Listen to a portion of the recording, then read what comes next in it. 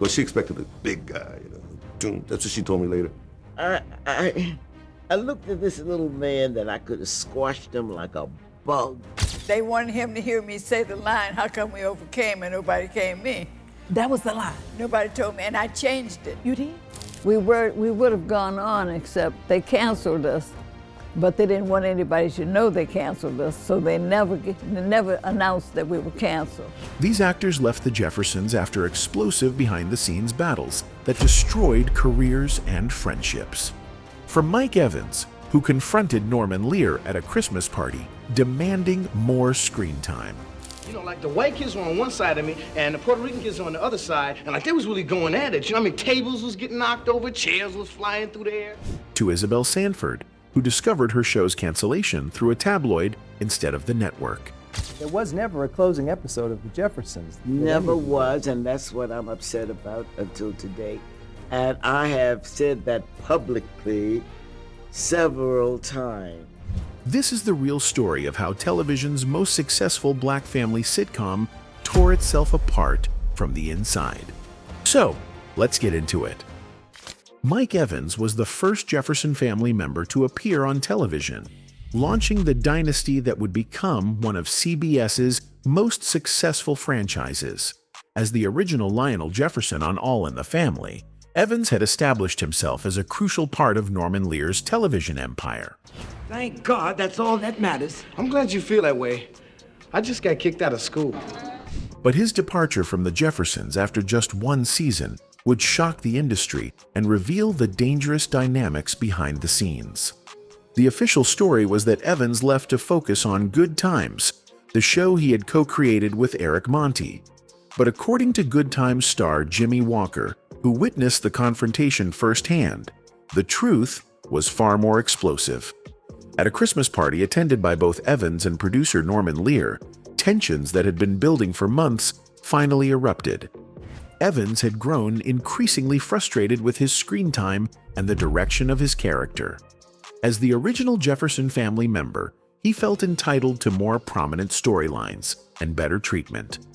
When Lionel's role began diminishing in favor of his television parents, George and Louise, Evans decided to take matters into his own hands.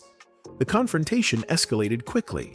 Evans reportedly told Lear that he deserved the same attention that Sherman Hemsley and Isabel Sanford were receiving, pointing out his history with All in the Family and his role in establishing the Jefferson family brand. But instead of negotiating or offering compromise, Lear's response was swift and brutal. According to Walker, Lear turned to network accountant Alan Horn and asked if there would be any problem letting Evans out of his contract. When Horn replied, "Absolutely not," Lear's next words ended Evans' time on the Jeffersons. "Okay, Michael, you're gone. Thanks." The dismissal was devastating not just for Evans personally, but for the show's continuity. Damon Evans, no relation to Mike, was brought in to replace him as Lionel, creating confusion for audiences and awkwardness for the cast. The recasting highlighted the expendable nature of even original cast members when they challenged the show's power structure. When Sherman Hemsley and Isabel Sanford first met on the set of All in the Family, their initial impressions were far from the warm family dynamic they would later portray on screen. The age difference between them was substantial. Sanford was 21 years older than Hemsley, and both actors had serious doubts about their on-screen chemistry. Isabel Sanford was initially reluctant to work with Hemsley, describing him as a little too loud and questioning whether they could make a believable married couple. She had concerns about the age gap and worried that audiences wouldn't buy their relationship as George and Louise Jefferson. Hemsley, meanwhile, found Sanford's demeanor a bit much and wasn't sure they would work well together professionally. Well, she expected a big guy, That's what she told me later. I looked at this little man that I could have squashed him like a bug. The tension wasn't just about personality differences. Sanford was an established Broadway actress with decades of experience, while Hemsley was relatively new to television. She had initially been skeptical about leaving All in the Family for a spin-off, telling producers she didn't think people would be interested in something so different from the original show. The uncertainty about the show's potential success added pressure to their already strained working relationship. But as filming progressed, something unexpected happened. The professional relationship began to evolve into something deeper and more meaningful. Both actors discovered that their on-screen chemistry was undeniable, despite their initial reservations. The writer's sharp dialogue and Norman Lear's direction helped them find a rhythm that worked for both their characters and their real-life friendship. Sanford began to see past Hemsley's boisterous exterior to the dedicated professional underneath. Hemsley, known for his shy and intensely private nature off-camera, found in Sanford a maternal figure who understood the pressures of carrying a groundbreaking television show. Their relationship evolved from professional tolerance to genuine affection. I don't see how John could figure out you would make a great-looking couple. But he had something left. He apparently did, because the world has been hitching us together ever since. The transformation was so complete that Sanford often referred to Hemsley as her second child, highlighting the sibling-like bond that developed between them. Cast members noted that they became protective of each other, with Sanford often defending Hemsley's choices and Hemsley showing deep respect for Sanford's experience and wisdom. Their friendship extended far beyond the show's 11-season run. Even after The Jeffersons ended, Hemsley and Sanford continued to work together, appearing in commercials for Denny's and Old Navy that capitalized on their enduring chemistry. They participated in the real-live Jeffersons stage show, toured together, and made guest appearances on shows like The Fresh Prince of Bel-Air. The nickname Wheezy actually came from Hemsley's real life.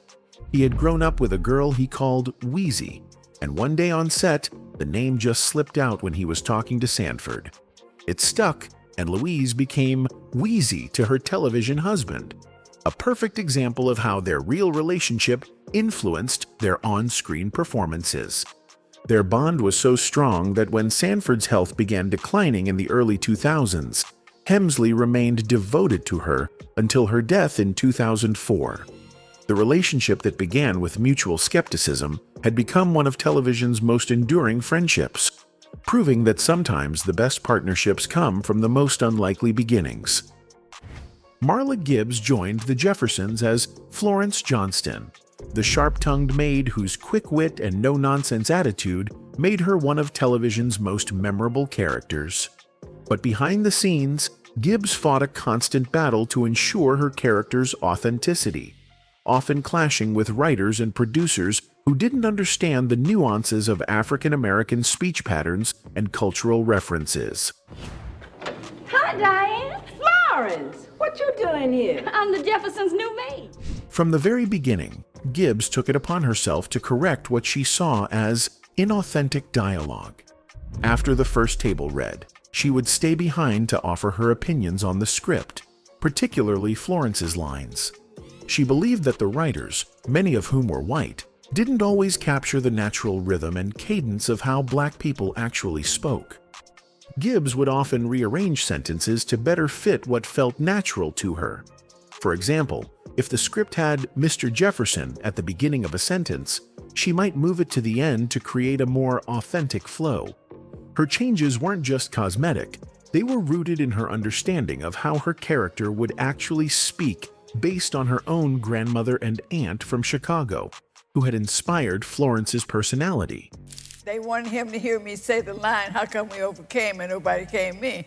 That was the line. Nobody told me, and I changed it. You did? The writer's initial resistance to her suggestions created ongoing tension. Some producers felt that Gibbs was overstepping her bounds as an actress by essentially rewriting dialogue.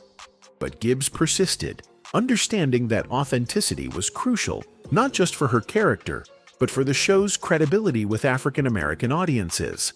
Her dedication went beyond just dialogue delivery. Gibbs drew on personal experience to inform Florence's character, basing her performance on the strong women in her own family who had worked as domestic help.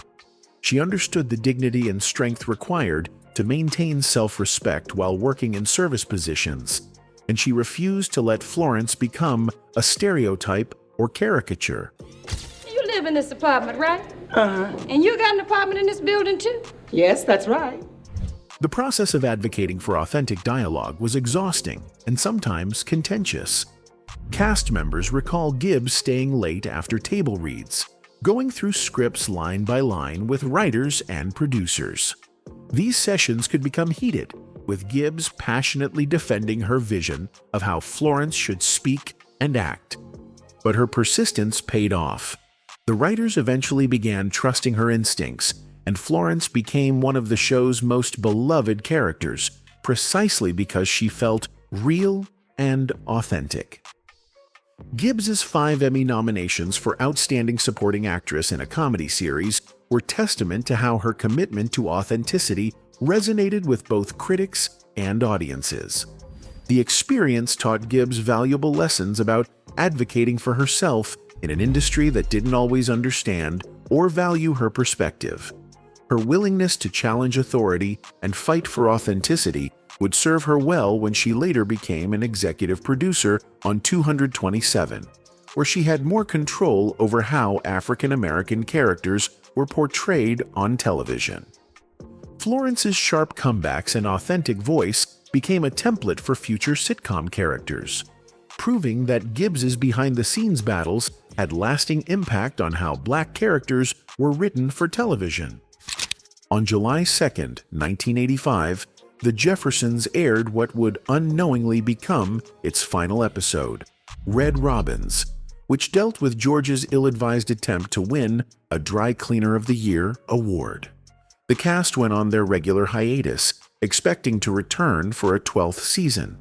Instead, they discovered through tabloids and entertainment shows that their groundbreaking series had been canceled. The manner of the cancellation was unprecedented in its callousness. Despite The Jeffersons being one of the longest-running sitcoms in television history and a cultural touchstone for African American representation, CBS made no effort to inform the cast or crew directly about the show's fate.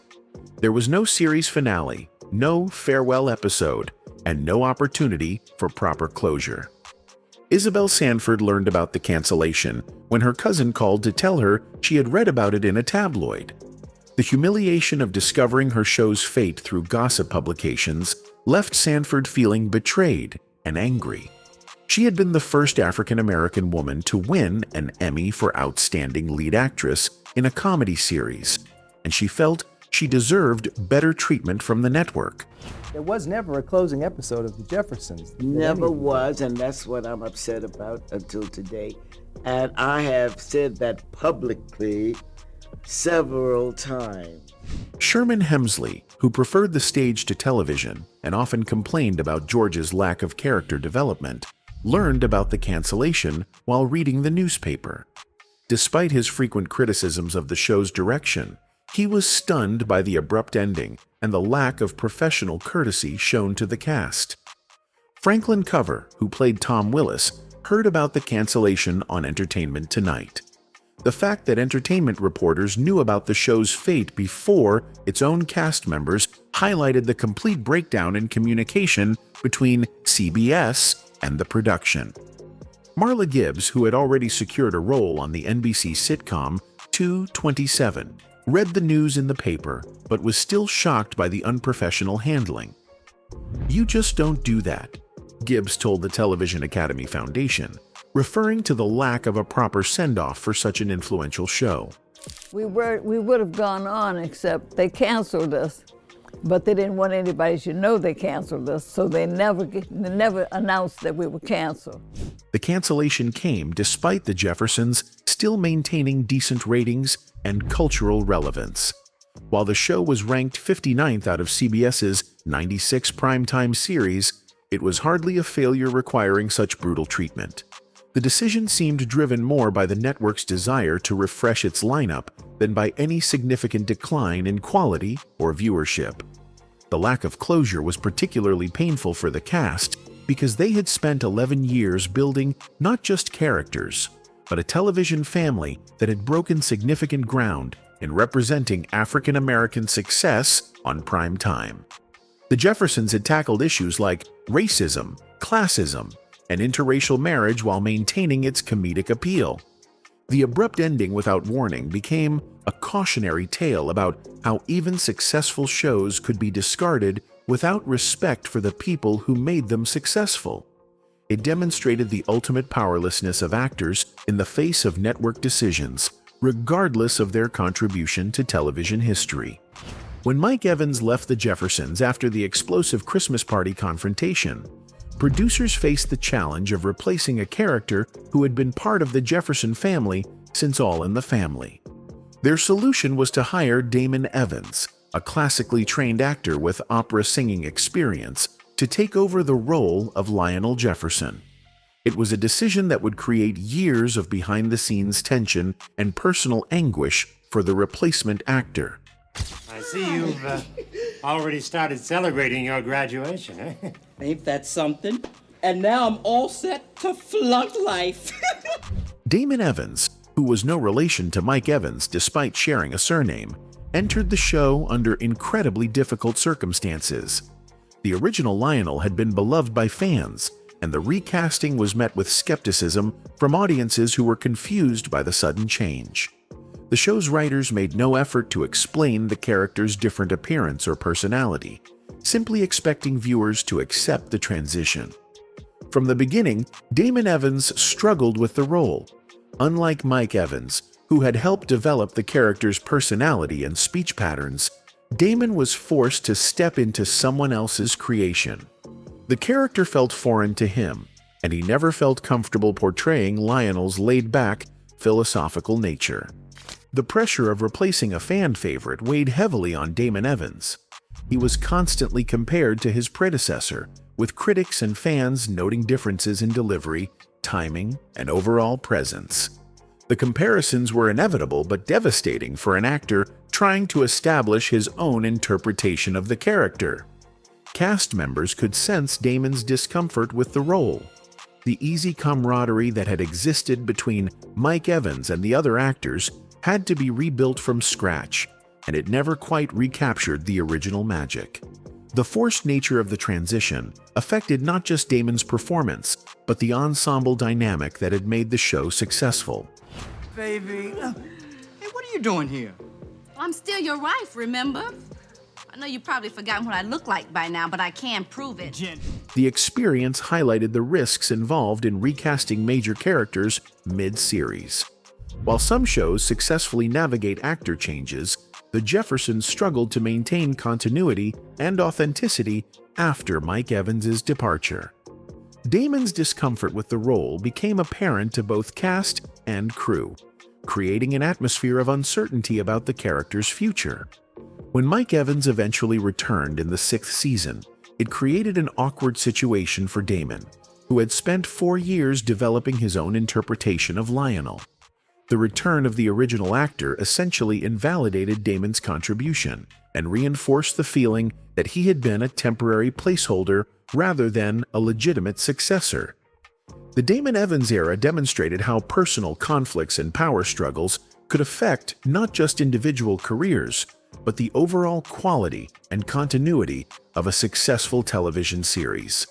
The Jeffersons ended its 11-season run as one of television's most groundbreaking sitcoms, but the legacy of behind-the-scenes conflicts and cast departures revealed the human cost of the show's success. The series that had promised to showcase African-American achievement and family values had become a tale about power, ego, and the destructive nature of unchecked ambition in the entertainment industry. Mike Evans' career never fully recovered from his confrontation with Norman Lear. Despite his talent and his role in creating good times, he struggled to find significant acting opportunities after leaving the Jeffersons. He made sporadic appearances in television and films throughout the 1980s and 1990s, but nothing approached the success of his early work. By the time of his death in 2006, Evans had become a largely forgotten figure in television history, his contributions overshadowed by the conflicts that ended his most prominent role. The pattern of departures and conflicts affected the show's creative momentum. Each cast change required adjustments in storylines and character dynamics. disrupting the natural evolution of relationships that had made the show successful. The constant behind-the-scenes drama diverted energy from creative development and contributed to the show's eventual decline in ratings. Norman Lear's management style, which had been successful in creating groundbreaking television, proved problematic when dealing with actors who had their own creative visions. His unwillingness to compromise or negotiate with challenging performers created an environment where talent was expendable, regardless of their contribution to the show's success. The Brutal Cancellation in 1985 exemplified how even successful shows could be discarded without respect for the people who made them successful. The lack of a proper farewell not only hurt the cast personally, but denied fans the closure they deserved after 11 years of investment in these characters. The real reason these actors left the Jeffersons wasn't just creative differences or career opportunities. It was the collision between artistic integrity and institutional power.